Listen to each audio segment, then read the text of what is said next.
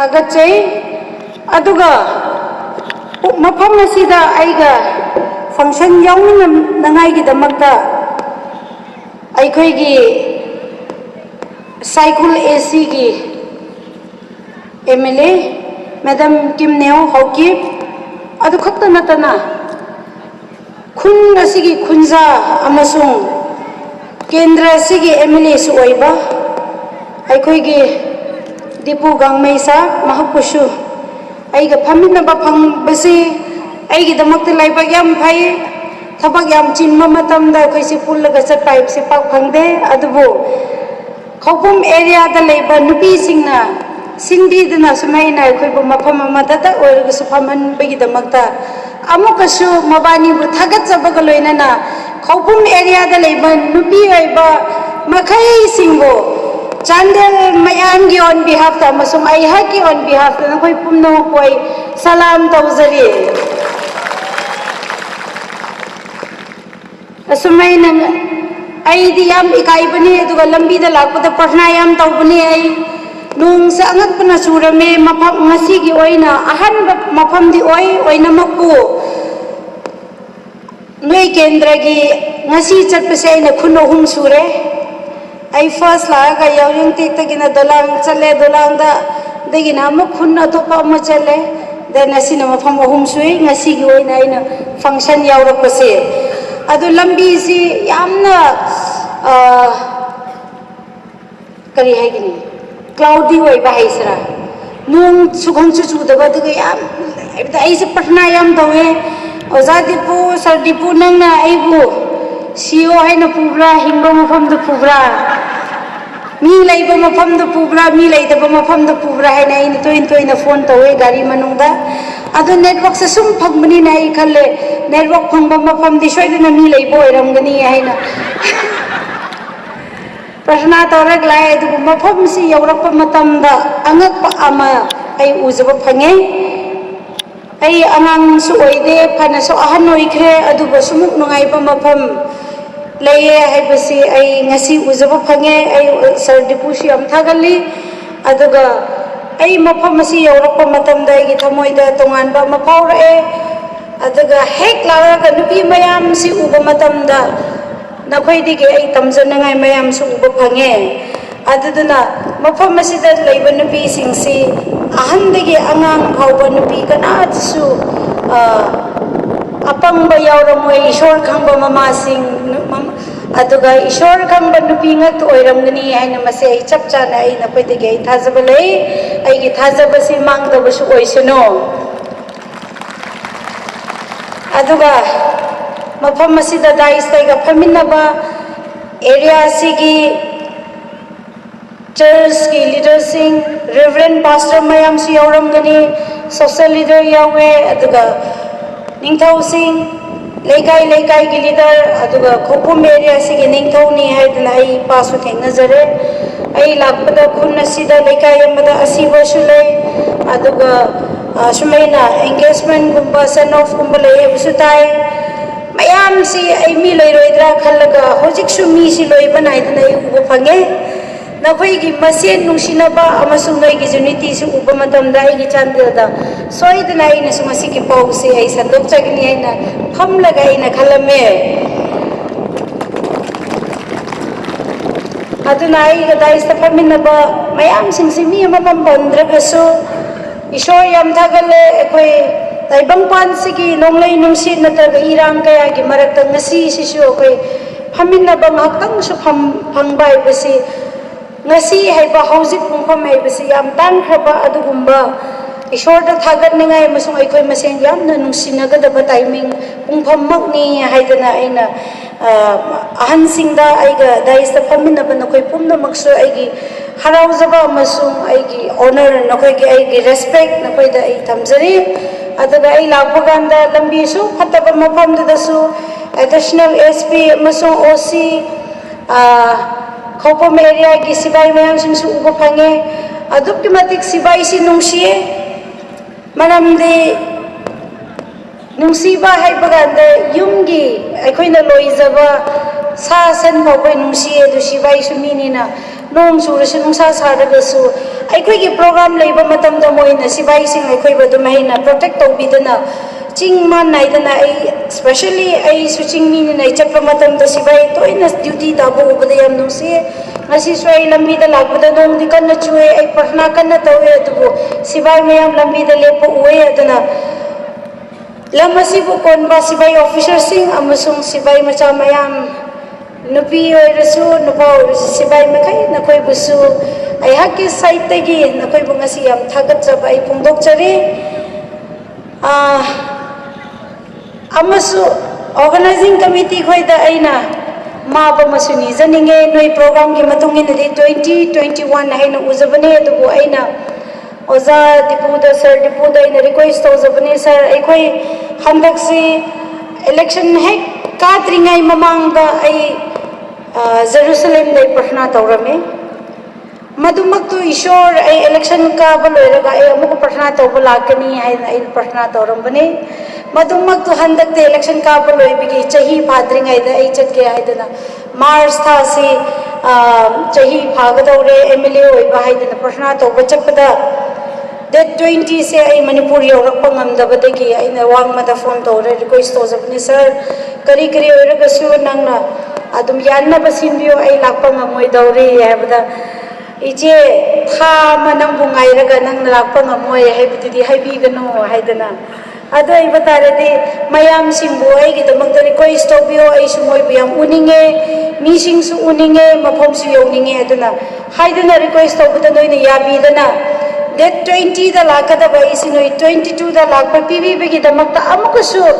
organizing committee khakta natadana lam asida leban mama makai nabi makai na koibo aina aigi timing charge tabada noida request tawbada noina yabi bagi damakta ay amukusu haraw jaba phongdok chabane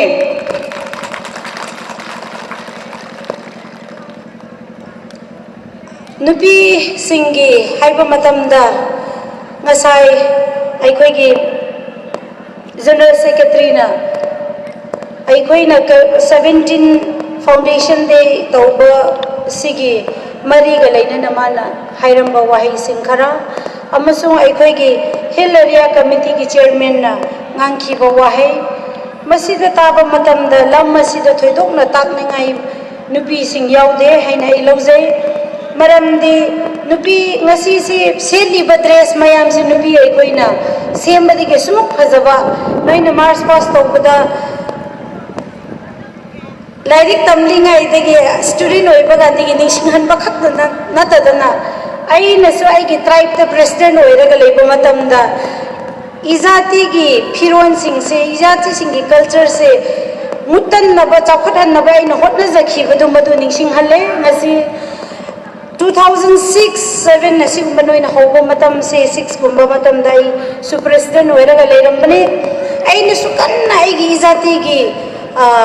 phiron si mangdan na bohon nei khwang na saba pon mangdan na bohon nei aduga izati ai gi zati se kamai na tawraga mang rakda sing se mangdan na bohon na ba mayam jokhat ai gi culture se ni yok lakpado madu ning singlaga pungyam nung si aduna ngasi mangdale biba khajaba color mayam sing se makhan maka se mama ai koi mayam na nupi oi bi ai koi mayam na tawbani ai ba mak se minna ubani na thoidong ai yamna sangthana masigi damakta de nganjar roi maram ninga saiting noi lepo wara bani na aduga sir dipuna hai bigi matongina aina sum lozaba matamda area sida leiba nupa oiba makai singsina nupi sing sibu hanthana laude yam nungsina support toduna leye hebesai uzaba phange wahai khak sunate ngasai digi program siliba mayam se nupa mayam na support todana mapung yam phana na khoi ngasi perform tawba ngame hebesai uzaba phange dana khopum area da leiriba nupa makai na khoi busu ishor na khoi busi matam da nupa na khoi di nupi singi maku oigadabani haina haiba dugum dawna noi matik chaba nupa ngattani haina ikai kumnaba uchari nupa makai ngasi areas da leba nupa sing maramdi noi ge support na maram oiraga nupi sing sa adukki matik active hoye adukki matik moi colorful hoye yamna phajaba ꯃꯣꯏ ꯎꯠꯄ ꯉꯝꯃꯦ ꯍꯥꯏꯗꯅ ꯃꯁꯤꯁꯨ ꯑꯩ ꯅꯨꯄꯥꯁꯤꯡꯗ ꯑꯩꯒꯤ ꯍꯔꯥꯎꯖꯕ ꯊꯥꯒꯠꯆꯕ ꯋꯥꯍꯩꯁꯦ ꯁꯨꯃꯥꯏꯅꯁꯨ ꯊꯝꯖꯅꯤꯡꯉꯦ ꯑꯗꯨꯗꯨꯅ ꯅꯨꯄꯥꯁꯤꯡꯅ ꯅꯨꯄꯤꯁꯤꯡꯁꯦ ꯑꯔꯥꯏꯕ ꯅꯠꯇꯦ ꯏꯁꯣꯔꯅ ꯁꯦꯝꯕ ꯃꯇꯝꯗ ꯃꯣꯏꯁꯨ ꯄ꯭ꯔꯤꯊꯤꯕꯤꯁꯤꯒꯤ ꯇꯪꯈꯥꯏꯁꯤ ꯅꯨꯄꯤꯁꯤꯡꯒꯤ ꯁꯔꯨꯛ ꯌꯥꯎꯅ ꯁꯦꯝꯃꯦ ꯑꯗ ꯍꯥꯏꯕꯁꯤ ꯈꯧꯄꯨꯝ ꯑꯦꯔꯤꯌꯥꯗ ꯂꯩꯕ ꯅꯨꯄꯥ ꯃꯈꯩꯅ ꯈꯪꯉꯦ ꯈꯪꯕꯒꯤ ꯃꯔꯝꯗꯨꯗꯤ ꯅꯣꯏꯒꯤ IAS ꯔꯤꯇꯥꯌꯔꯁꯨ ꯑꯣꯏꯕ MLAꯁꯨ ꯑꯣꯏꯔꯤꯕ ꯍꯤꯜ ꯑꯦꯔꯤꯌꯥ ꯀꯃꯤꯇꯤꯒꯤ ꯆꯤꯌꯔꯃꯦꯟꯁꯨ ꯑꯣꯏꯔꯤꯕ ꯃꯍꯥꯛ ꯑꯗꯨꯅ ꯉꯁꯥꯏ ꯉꯥꯡꯊꯣꯛꯄꯗ ꯑꯩ ꯑꯗꯨꯝ ꯎꯖꯕ ꯐꯪꯕꯗꯨꯅꯤ ꯑꯗꯨꯗꯨꯅ ꯅꯨꯄꯤ ꯑꯩꯈꯣꯏꯁꯦ ꯏꯁꯣꯔꯅ ꯁꯦꯝꯕ ꯀꯥꯟꯗ ꯄ꯭ꯔꯤꯊꯤꯕꯤꯁꯤꯒꯤ ꯇꯪꯈꯥꯏꯒꯤ ꯁꯔꯨꯛꯁꯦ ꯑꯩꯈꯣꯏꯒꯤꯗꯃꯛꯇ ꯁꯦꯝꯕꯅꯤ ꯍꯥꯏꯅ ꯂꯧꯖꯕꯗꯣ ꯌꯥꯝꯅ ꯆꯥꯎꯊꯣꯛꯆꯅꯤꯡꯉꯥꯏꯅꯤ ꯑꯗꯨ ꯆꯥꯎꯊꯣꯛꯆꯕ blessing power ado chauthok chabado afaba chauthokpada sizinaragadi afaba mahai yangani aigi yumdagi yanbana aigi yukhunda laikai da area da izati da aigi district da aigi state da aduduna ishorna pithokpa aikhoigi chauhrba sakti do fatabada sizinadabida afabada sizinase haidana nupi MLA moina ngasi nupi singi foundation day sida masi wahai se ai thamjaninge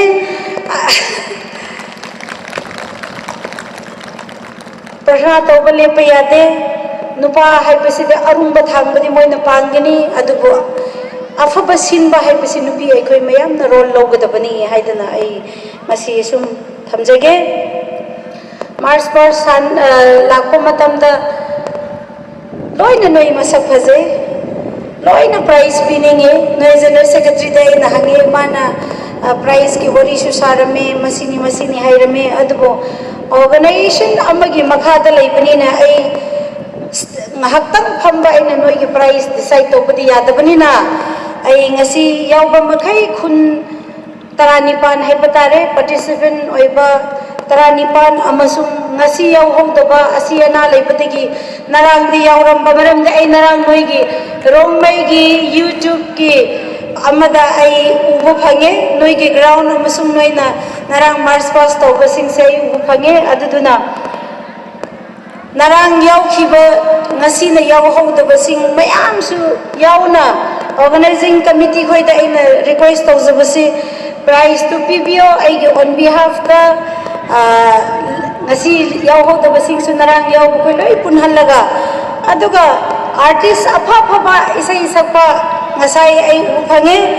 amadi kuki gi isai sakpanina kuki marunde ai di ta dabigi khangdabigi artha do ai khanghode do akhangba madam kimneona asma isai yam phajaba sa e na malebe ai da artha do khangdabani na tumin na makon da ta da na lai ado ani shuba aikoigi singer mana sakpadudi rommai marondi khangde adubu mangda leiriba mama mayam na harauna jagoi sabu ubada yam nungai be sai oiramgani haidana masisi yam nungsiba yamna nupi aikhoida yamna tabada nungai jaba nungsiba isai oiramgani haidana ai lawjabagi ainasu mangondana makon phajaba khakanda nupi mayam singi harau hanbagi damakta ai ngasai mangonda pocket ta ai offering hapkre adusu ai organizing committee khoida isai sakpagi amasung ai opening prayer horen gi closing prayer tawbigadaba ngasi gi march pass yoga makai singi ipun punna ai lising yang kai ai pizagani yamba yamdabadi khangda yauba makai da thunghanbiyo haidana ai committee singda masi mai request tawjabane aduga thoidokna ngasai haijabadugum dawna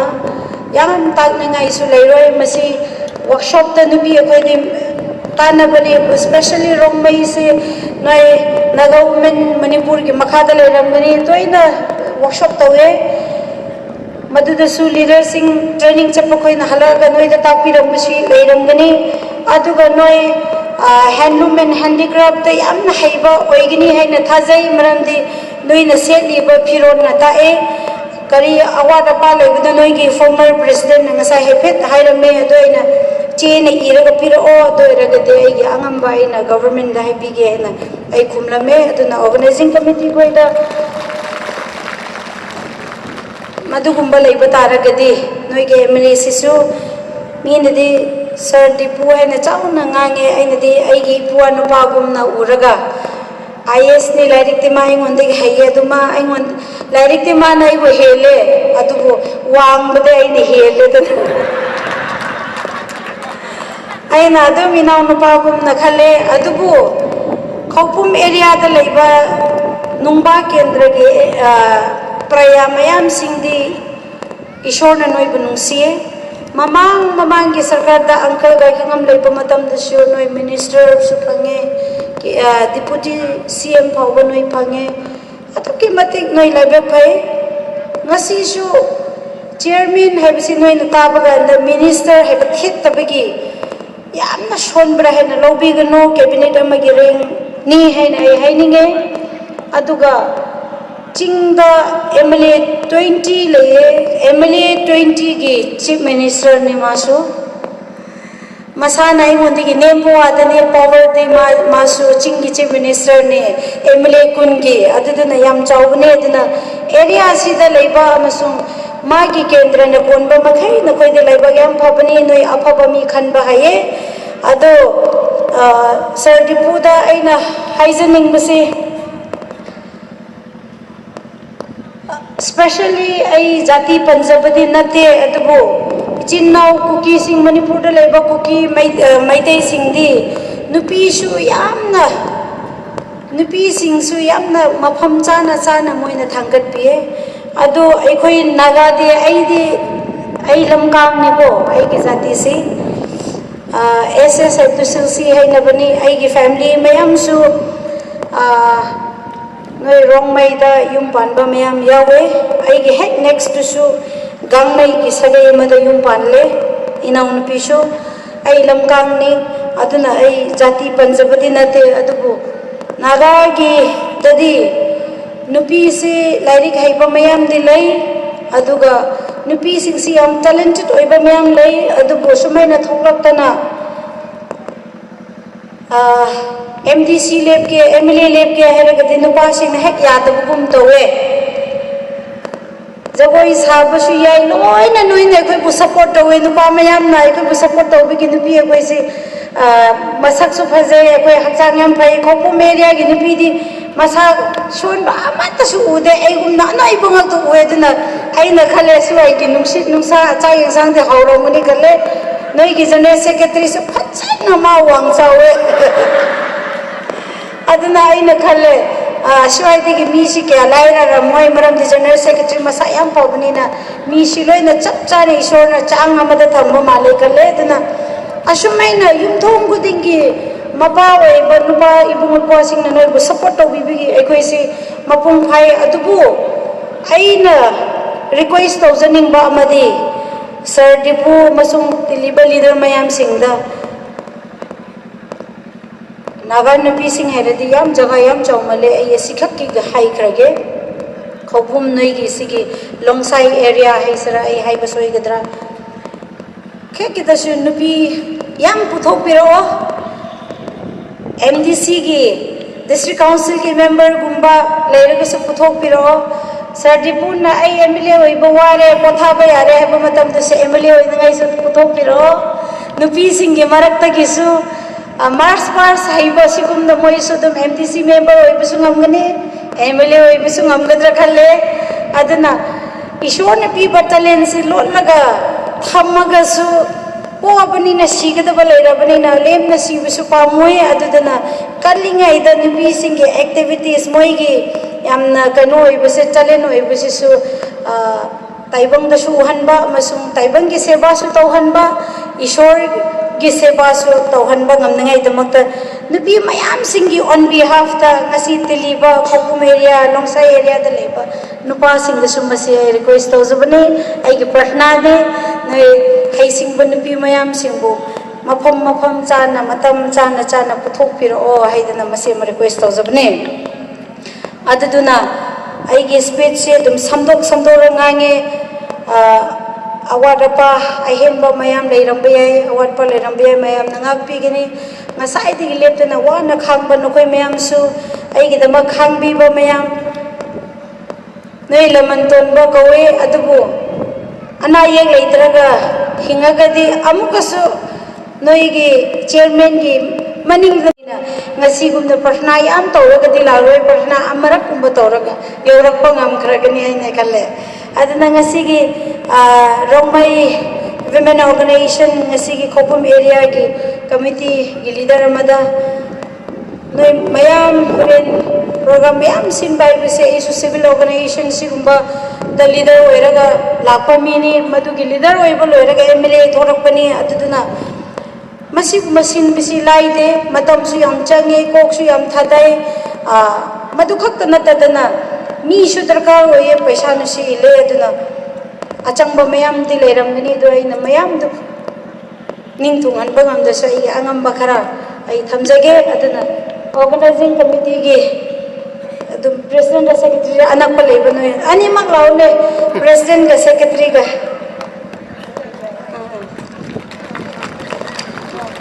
o asina organization gi pibani aduna organization gi president da organization gi paisa se pige asi manang na lobiro aduga horen mayam gi prize ye ngai du secretary da pige mai ko ina ban hiu chui na hiu lo pa ai koi mayam se ayamba Christian soiram ngani ai lakwa da Christ of King Catholic the kanosu church urame Baptist mayam uwe adudana asumaina denomination tongan tongan lagasu ishor makaktani haibamaksi ai de haininge maramde akoina Jerusalem Israel Bethlehem Egypt Jordan haina chatpa matam dasu chakra basing nasu khangani chatri basing dasu aina haijaning basi moi lam dasu angakpa different denomination laye adubu ishor makaktani haina moi ningrag laye aduna akoisu madumak tu akoi chatana lai aduduna ngasi gi laikai laikai gi phanek chi chap manai rong mai phani usu machu tungan tungan bugum dona church su tungan tungan jaraga su aikoi na election lepa matam da party tungan tungan leba ga su ka ba matam da Manipur assembly makata phambugum dona ngasi mapam asida teliba khoi mayam si church tungan tungan bagi laikai tungan tungan bigi oiragasu ishor gi mingda amakhaktani koi khetna bakarisu leite haibigi wakhalon ama pujaraga ai gi speech si loisin jabaga loinana ishorna asoi angam lereso koi bungapi na bigi tamakta aidi ai shunupi ni na ngasi teliba mayam so ayam bayang baganda mamagum na uwe aduna nupi ai koi gi role si tukki matik chawe machanate nupi singi role si saragadi ngasi nungthin chup pasida sarasu loiroi adubu aikoi gi functional president na ngasai samnap nangang budu madumag ne adu aikoi ishor da haijase isa isa gi pampham da noinasu nupi amoi na pokpigi ailem na mangdaba oige aina maram oiraga aigi yumgi nadragana aigi laikai gi aigi church gi chawkhatpa phangbo oisino haini isa isa na thamoi thamoi da ningjabaga loina aina ten tak na ishor da haijara heraga aigi speeches mai loisin jagni ai prashna tongminase ko hallelujah hallelujah hallelujah thagat padam matik chaba aikhoibo paptegi kanbiba Prabhu Jesu Christ ishor nahakpoya thagat chai ishor nanai napi olis ai hakti pap chen mani mafam masida khopum area da Rongmai women organization singi 17 years subi foundation day da lebaga ishor na ki ming sonjaga da bai tikti laite adorabasu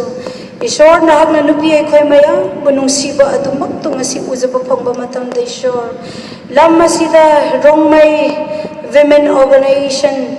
masina kon basida leiba nupi makai ising si Prabhu kana matasulem na manghanbigano